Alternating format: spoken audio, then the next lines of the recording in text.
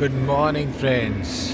मैं हूं आपका दोस्त और host the story teller said या और अभी मैं हूं जुहू बीच पे।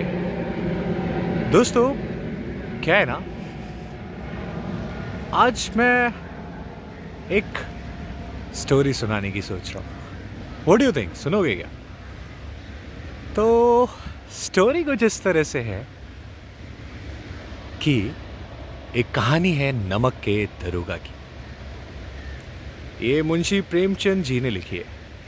बहुत ही कूल स्टोरी, ईमानदारी की मिसाल के ऊपर। तो अपने एक भाई साहब होते हैं, वो बहुत ही ऑनेस्ट और ईमानदार दरोगा के रूप में पोस्टेड होते हैं। तो क्या होता है कि वहाँ से एक काफिला गुजरता है रात में, जो कि पंडित आलूपीदीन का होता है।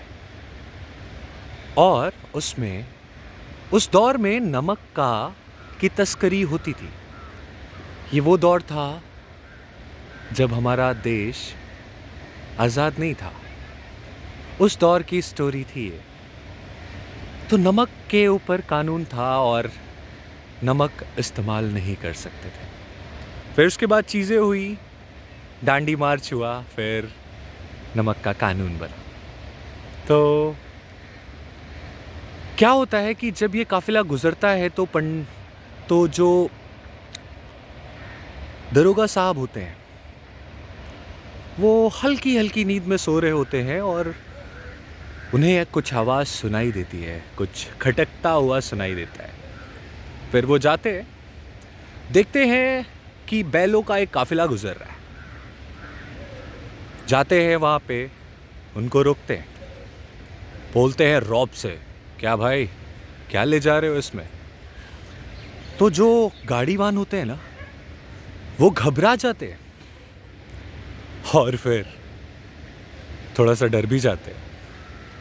खैर, फिर वो कहते हैं पंडित आलूपीदीन की गाड़ी है भाई, क्यों रोक रहे हो उसको, बहुत ही फेमस इंसान है। खैर, हमारे दरोगा साहब बहुत ही स्ट्रिक्टली कहते हैं, कहाँ है पंडित आलूपीदीन, बुलाओ उन्हें, मैं उनसे मिलूंगा। और क्या है इस गाड़ी में? फिर टटोलने के बाद पता चलता है इसमें नमक होता है, जो कि गैर कानूनी रूप से सप्लाई हो रहा होता है। फिर जो है भाई साहब पंडित आलूपीदीन आते हैं, अपना रौब दिखाते हैं, लेकिन फाइनली सारे मच के बाद भी प्लेन गुजर रहा है गाइस। देखो देखो देखो, ये लो, सारे उधेड़ बुन के बाद भी दोस्तों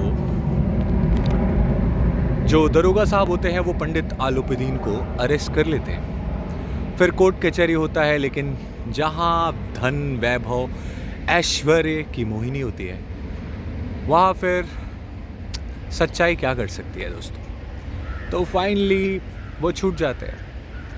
लेकिन पंडित आलूपीदीन को दरोगा साहब की एक बात पता चल जाती है, वो ये कि ही इज़ ऑनेस्ट पर्सन। या एंड दोस्तों, फिर वो उनके घर जाते, क्योंकि इस जद्दोजहद में बेचारे दरोगा साहब की नौकरी चली जाती। या क्या होते हैं ना, ऑनेस्टी को अपना परिचय देना ही होता है। और जिस तरह से हर किसी को अग्नि परीक्षा देनी होती है अलग अलग रूपों में, वैसे ही सच्चाई को भी अपनी अग्नि परीक्षा देनी ही पड़ती है।